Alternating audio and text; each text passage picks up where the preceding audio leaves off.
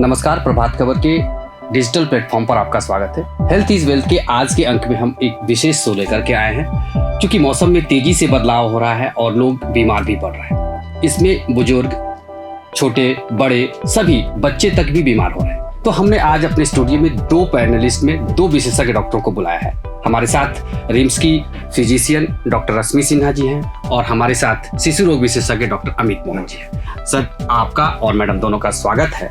और सबसे पहले हम एक कॉमन सवाल सर आप ही से करेंगे, क्योंकि बच्चे बहुत तेजी से बीमार हो रहे हैं। वजह क्या है और मौसम में बदलाव होने से उन पर क्यों इतनी जल्दी असर पड़ता है? देखिए, मौसम में बदलाव होने से जब भी टेम्परेचर ऊपर नीचे होता है, साथ में ह्यूमिडिटी फ्लक्चुएट करते हैं, तो जिन किसी का भी बॉडी इम्यूनिटी कम रहता है उन लोगों को जल्दी इन्फेक्शन होने का चांस रहता है। बच्चों में थोड़ा बॉडी इम्यूनिटी कम रहता है, इसलिए जल्दी वायरल इन्फेक्शन होने का पॉसिबिलिटी रहता है। मैडम, बड़े और बुजुर्ग दोनों पर मौसम में बदलाव होने का चपेट में आने का खतरा ज्यादा रहता है, तो क्या वजह है और क्या सावधानी बरतें? जी हाँ, जैसे कि डॉक्टर अमित ने कहा, मौसम रोज बदल रहा है। सुबह से शाम तक भी टेम्परेचर में बहुत वेरिएशन होता है। डे टू डे वेरिएशन भी बहुत होता है, कभी गर्मी कभी ठंडा।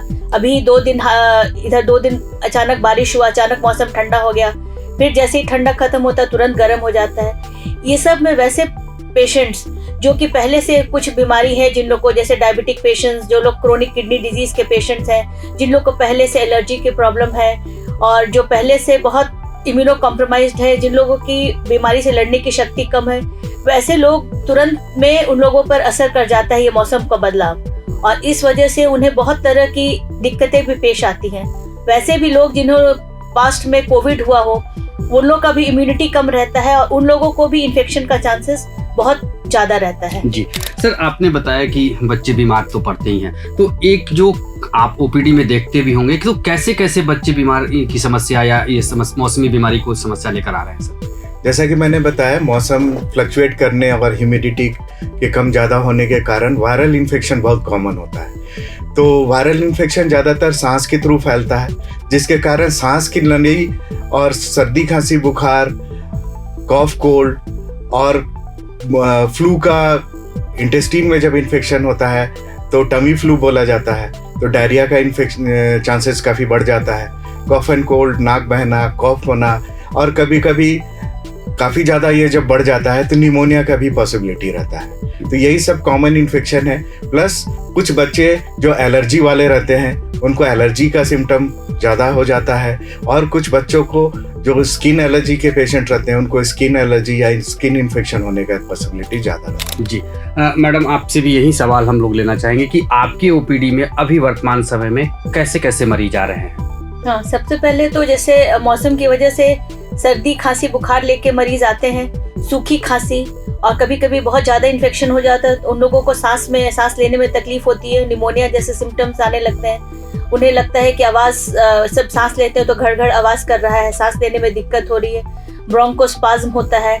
और इसके अलावा अभी भी वैसे लोग हैं जो कि बाहर खाना प्रेफर करते हैं। तो वैसे लोग ऐसे बरसाती मौसम में, इस तरह के मौसम में जहाँ पे फ्रेश फूड नहीं खा के बाहरी चीज़ खाते हैं, वैसे लोगों को लूज मोशन, वॉमिटिंग, इस तरह की भी समस्याएं आती हैं। और जो पहले से इम्यूनो कॉम्प्रोमाइज्ड है, किडनी के पेशेंट्स हैं, उन लोगों को ये उल्टी और डायरिया, लूज मोशन की वजह से किडनी में भी उन लोगों को एक्यूट किडनी इंजरी होता है। कभी कभी हम लोगों को उन लोगों को भर्ती करना पड़ता है, कभी कभी उन लोगों को डायलिसिस की भी ज़रूरत पड़ती है।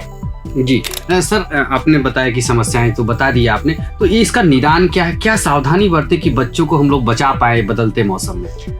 हाँ, सबसे ज़रूरी ये है कि हम बचें बीमारी होने से।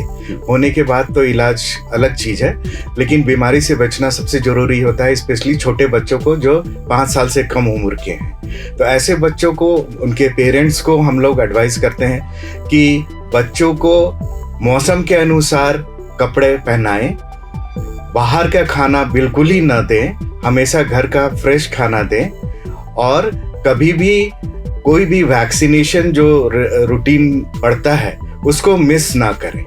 इन सब चीज़ों का ध्यान रखने से बच्चों की इम्यूनिटी अच्छी रहती है, तो उनको कोई भी तरह का इन्फेक्शन होने का चांस कम रहता है। मैडम यही आपसे भी है कि अगर मानिए कि ये तो मौसम में बदलाव हो रहा है, आपने बताया कि कैसे कैसी समस्याएं हो रही है, बचाव कैसे करें मैडम? नहीं, सबसे पहले यदि पहले से आप कोई मेडिसिन ले रहे हैं, जैसे शुगर की दवाई ले रहे हैं, ब्लड प्रेशर की दवाई ले रहे हैं, उसे नियमित रूप से खाते रहें और अपने डॉक्टर से सलाह मशवरा करते रहें। जहाँ तक ये मौसमी बुखार या सर्दी खांसी का सवाल है, उसमें सबसे पहले ज़रूरी है कि आप रोज़ गार्गल करें, थोड़ा मौसम के अनुसार कपड़े पहने, और ज़रूरत हो यदि सांस लेने में तकलीफ हो रही हो, नाक बंद लग रहा हो, वैसे केस में आप स्टीम इनहेलेशन कुछ नहीं, केवल नमक डाल के भी लेंगे तो वो भी बहुत फायदा करेगा, आपका कंजेशन को दूर करेगा, हेडेक जो हो रहा है, सर दर्द है, वो सब में भी कमी लाएगा। और कोशिश कीजिए कि स्वच्छ भोजन खाएं, बाहर की चीज़ें नहीं खाएं और ताज़ी चीज़ें खाएं।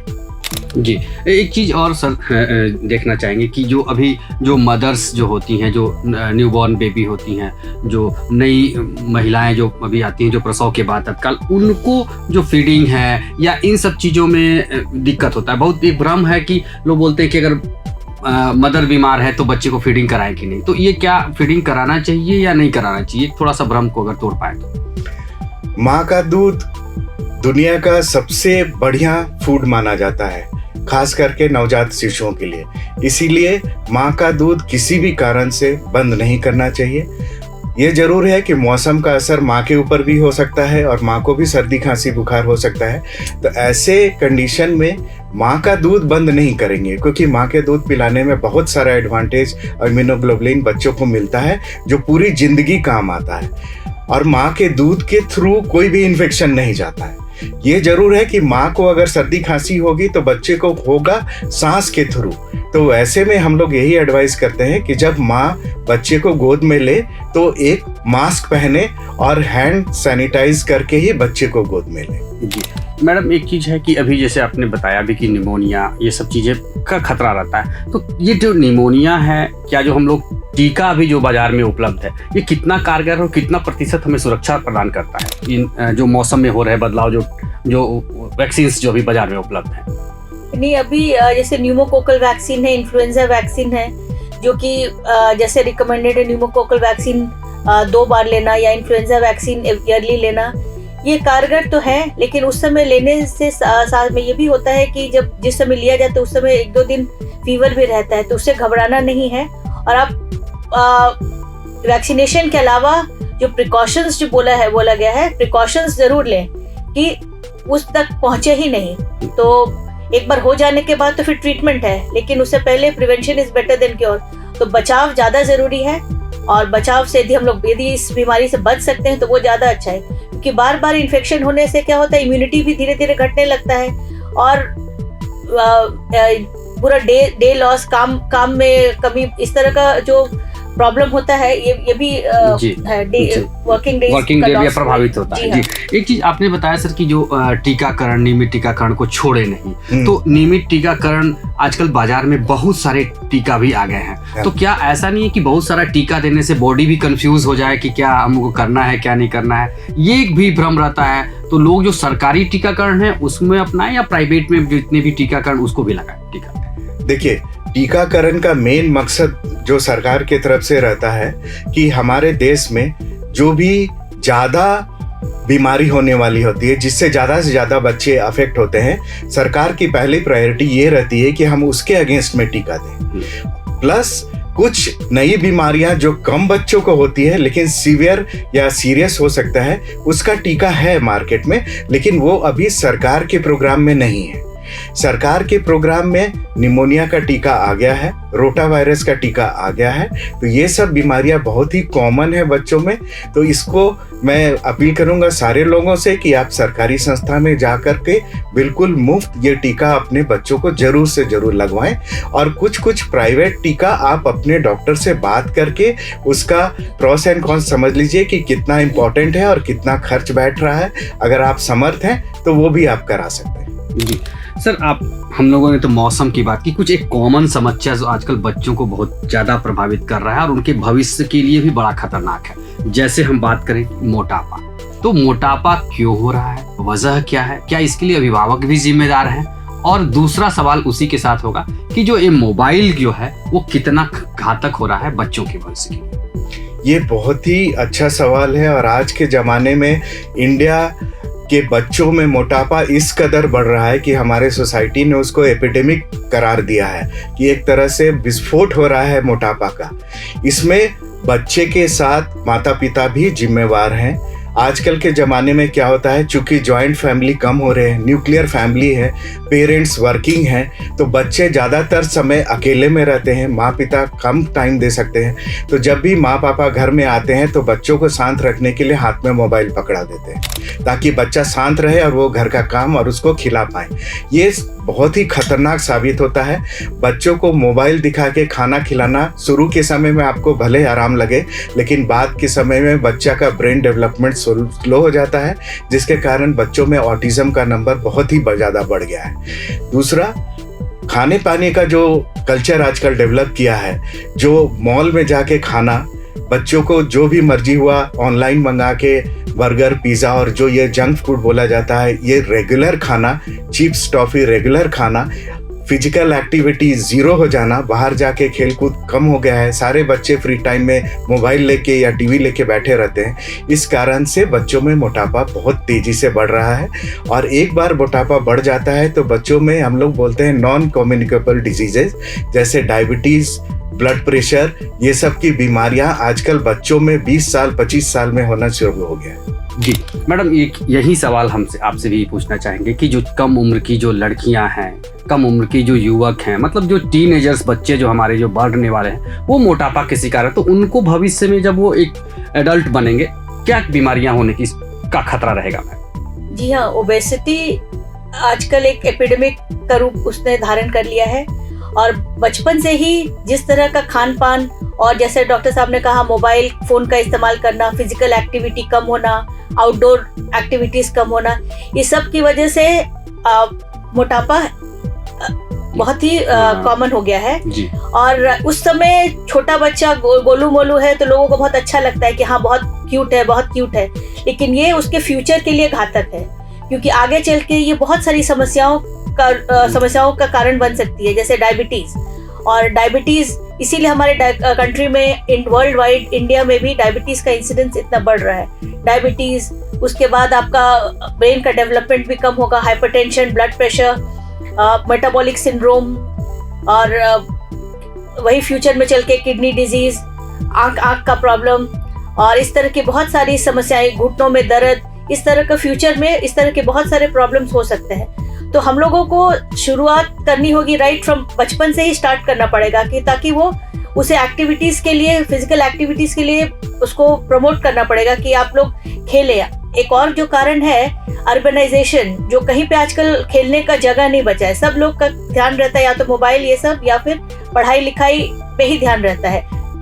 स्कूल में भी पहले हमारे ज़माने में स्पोर्ट्स एक्टिविटीज़ होता था, अब आजकल स्पोर्ट्स एकदम लिमिटेड हो गया है। बस कुछ लोग खेलते हैं, बाकी लोग सब टिफिन में क्या कर रहे हैं तो खाली खाना खा रहे हैं या फिर अपना मोबाइल खेल रहे हैं, कुछ इस तरह का चीज़। तो कोशिश करना है कि वो सब चीज़ नहीं हो, एक्टिविटीज़ करें। फ्लैट्स में भी जगह नहीं रहता है कि वो बच्चे खेल पाए, तो वी शुड इनकरेज, हम लोग को स्पोर्ट्स इनकरेज करना चाहिए, खेल कूद इनकरेज करना चाहिए बच्चों को। जी, तो चलते चलते अब एक लास्ट और सलाह भी कहेंगे और सुझाव भी आपका चाहेंगे कि बच्चों को अगर हेल्दी रखना है तो लाइफस्टाइल क्या होना चाहिए और क्या मैसेज देना चाहेंगे सर? बच्चों को हेल्दी रखने के लिए सबसे पहला जो 1000 दिन हम लोग बोलते हैं, फर्स्ट 1000 डेज ऑफ लाइफ, जिसमें माँ के प्रेगनेंसी से लेके 2 इयर्स ऑफ चाइल्ड, इस उम्र में बच्चों का डेवलपमेंट सबसे रैपिड, सबसे तेजी से होता है, सारा शरीर का, ब्रेन का, सारा चीज़। तो इस पीरियड में हम लोगों को एक्स्ट्रा केयरफुल रहना होता है, उनके न्यूट्रिशन को ख्याल रखना है और उनको स्क्रीन से अलग रखना है। मतलब मोबाइल, टीवी 2 साल से नीचे बच्चों का 0 होना चाहिए। ये कभी भी नहीं करें कि मोबाइल दिखाकर बच्चों को खाना खिलाएं।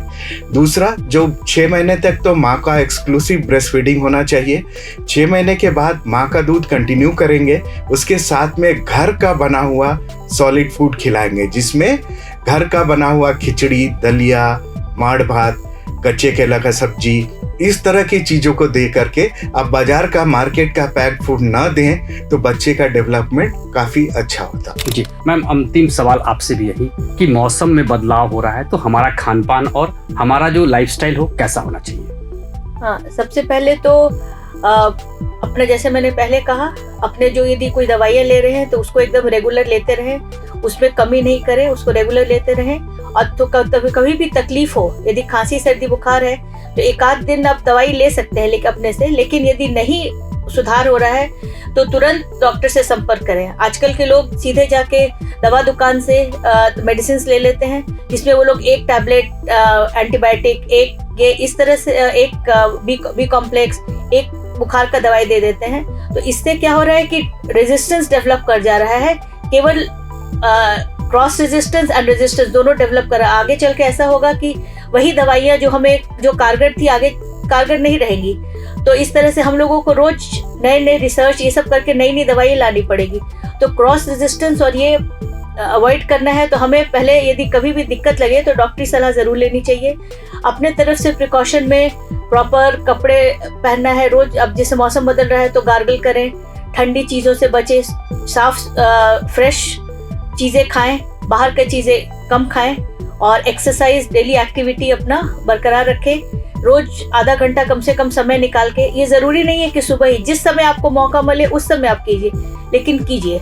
जी, तो आपने देखा कि हमारे जो दोनों विशेषज्ञ डॉक्टर हैं, डॉक्टर अमित मोहन जो शिशु रोग विशेषज्ञ हैं, डॉक्टर रश्मि सिन्हा जो फिजिशियन है रिम्स में, इन लोगों ने कितनी महत्वपूर्ण जानकारी दी कि बदलते मौसम में कैसे हम अपने दिनचर्या को संयमित रख करके खान पान को, अगर हम लोग लाइफस्टाइल को और खान पान को अगर सही रखें तो मौसमी बीमारी से बच सकते हैं। अगले अंक में हम फिर किसी एक नए डॉक्टर के साथ होंगे, नए मुद्दे पर बातचीत करेंगे। तब तक के लिए बहुत बहुत धन्यवाद। प्रभातखबर.com, विश्वास वही, रफ्तार नहीं।